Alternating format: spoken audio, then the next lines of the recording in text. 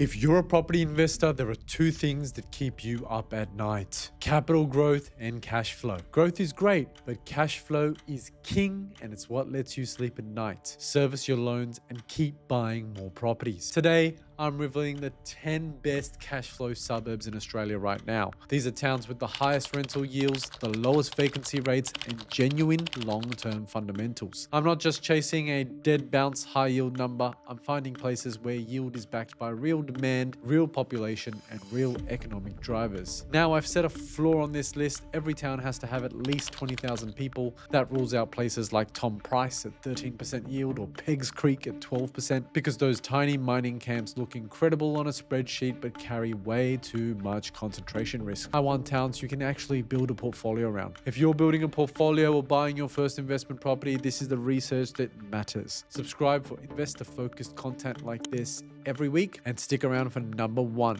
because it is a genuine standout and probably a good one for your portfolio in the right use case.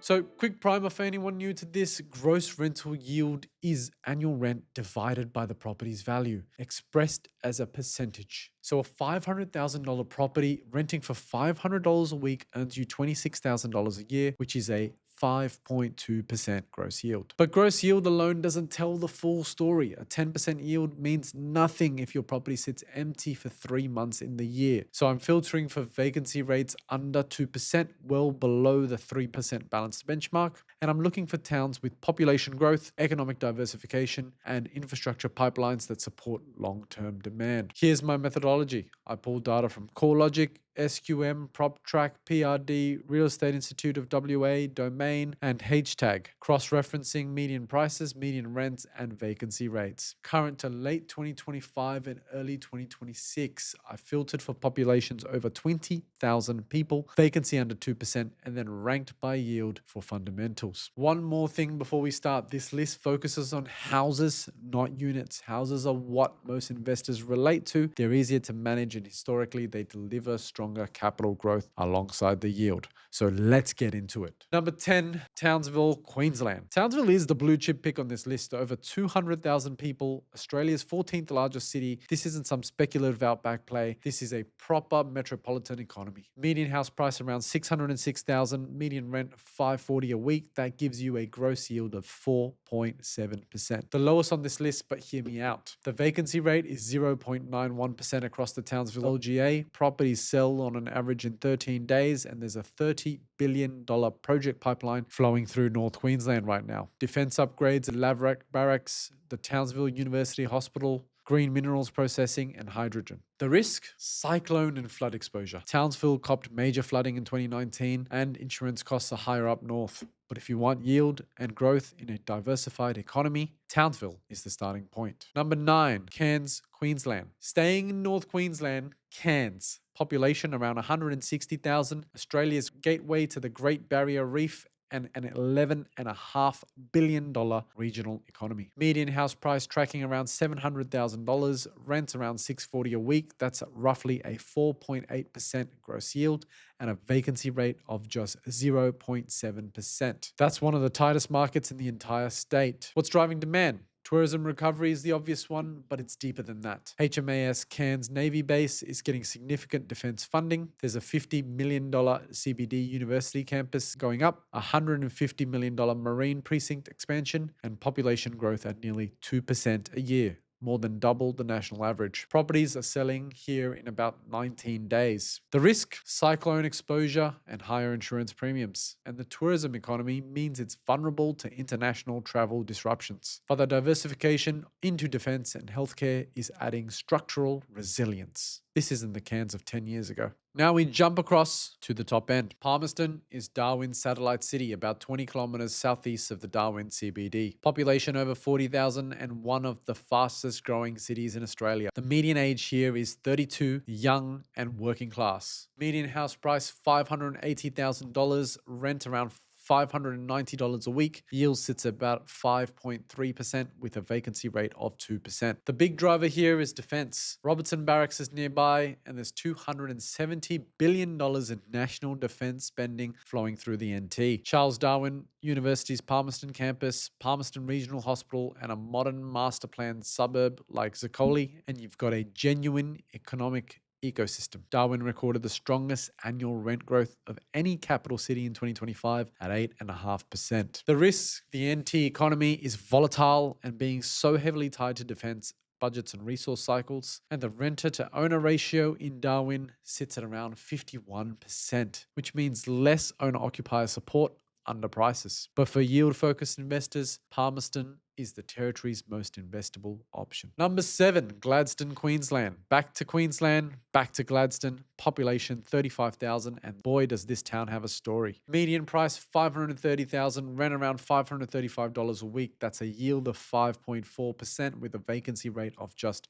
1.2%. Now, if you've been investing for a while, you might remember Gladstone from the last cycle. Prices crashed hard after LNG construction boom wound down around 2014. A lot of investors got burnt. But here's what's different now. The LNG plants on Karratha Island are operational, not under construction. That means stable, ongoing employment rather than a construction workforce packing up and leaving. The Port of Gladstone handles over 118 million tonnes of cargo per year, Queensland's largest multi-commodity port, and the big emerging story is hydrogen. Gladstone is positioning itself as a hydrogen hub, which adds a whole demand layer. The risk is still resource dependency. When commodity projects slow, this town feels it. The diversification into hydrogen and the operational LNG phase makes this a different proposition to the one 12 years ago. The entry price under $550,000 with a 5.4% yield and a sub 1.5% vacancy rate. That's solid maths. Number 6, Bundaberg, Queensland. This is my surprise pick. Bundaberg, population around 55,000, and I want you to look at one number. Vacancy rate 0.4%. That is essentially zero. Every rental property in Bundaberg is occupied like this. Median house price $530,000, rent $560 a week, gross yield approximately 5.5%. Properties are selling in 10 to 17 days.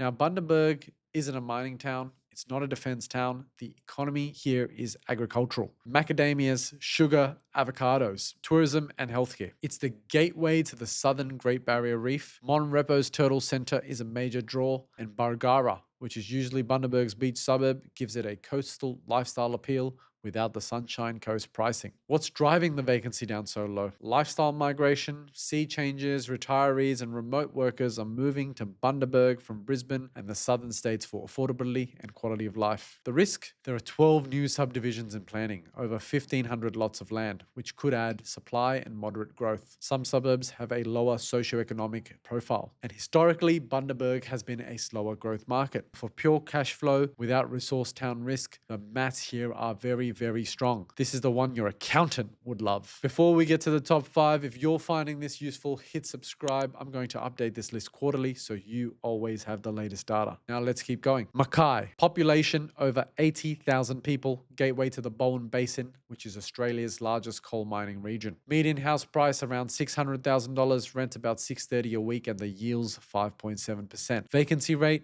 0.67%, the tightest in regional Queensland. More than 1 in 4 Mackay residents rent, so you've got a deep tenant pool. And while coal is the headline, the economy is more diversified than people assume. Sugar and grain agriculture, a growing tourism sector, and Mackay is the healthcare hub for all of central Queensland. The lifestyle migration trend is real here too. Tropical Coast, Great Barrier Reef access, and a fraction of the price of the Gold Coast or Sunshine Coast. Infrastructure investment includes the Mackay Ring Road and port upgrades. The risk is coal dependency. If the world structurally moves away from thermal coal faster than expected, this market will feel it. And prices have run hard, up 17 to 22% in the past year. So there's yield compression risk. But right now, at sub 1% vacancy and 5.7% yield, Mackay is delivering. Now we move all the way to the western coast. Western Australia, Geraldton. Population around 40,000 people. It's WA's largest city between Perth and Broome, 424 kilometres north of Perth, and it's the regional service hub for the entire Midwest. Median house price $450,000, on rent about $485 a week, yield between 5.5% and 6%, with vacancy sitting at 1%. Here's what I love about Geraldton.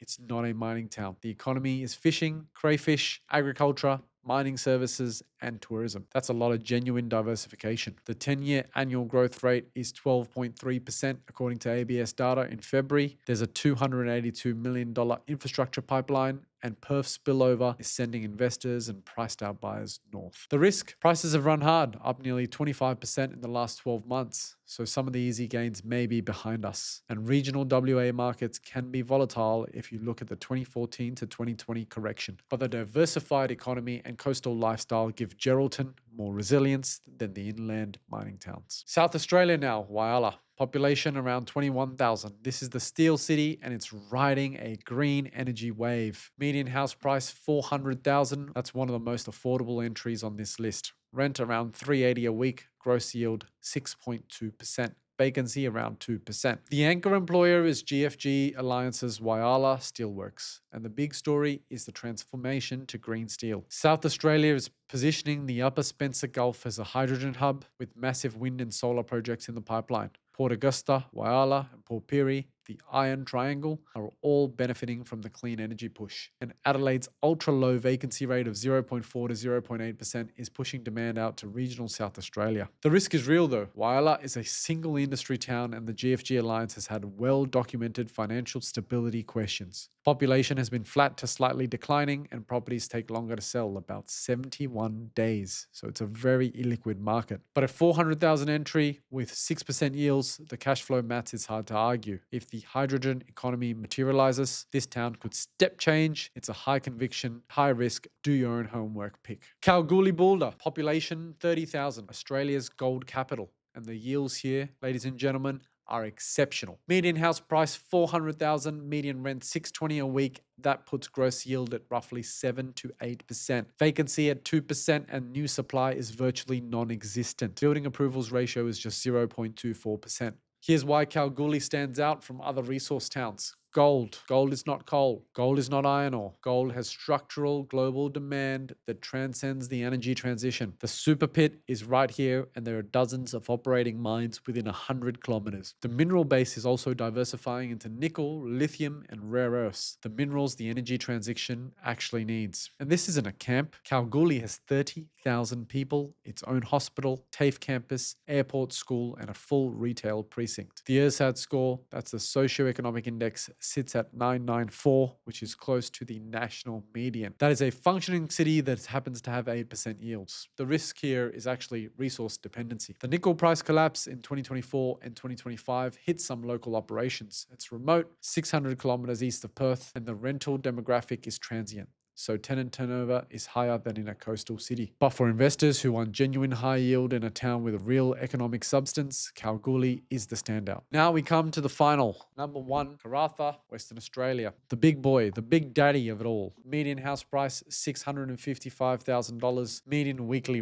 rent, $1,250. Gross rental yield, 9.7% with a vacancy rate of 0.9%. Let that sink in. A $655,000 property earning $1,250 a week in rent, $65,000 a year in gross rental income on a single property. Karratha is the Pilbara's most livable city. Population 22,000, and what separates it from every resource town in Australia is diversification. It isn't a one-mine town. Woodside's North, West Shelf, and Pluto LNG plants are here. Rio Tinto, Fortescue, Yarra Fertilizer, salt production, tourism, government services. There's $290 million in new projects commencing in 2025, including a $200 million Dampier Wharf extension. The town itself has also transformed. The Karratha of the Future master plan delivered a new shopping centre, aquatic centre, arts precinct, and upgraded healthcare facilities. There's a $120 million mixed-use development, the Bayview, going up on the old caravan park site. This is a town that's attracting families and permanent residents, not just the transient workers. Rent grew 4.2% in the year to the December quarter 2025, on top of the 9.1% the year before. And the house price is nearly 20% below Perth's median, with almost triple the yield. Now, I need to be honest about the risk. Pilbara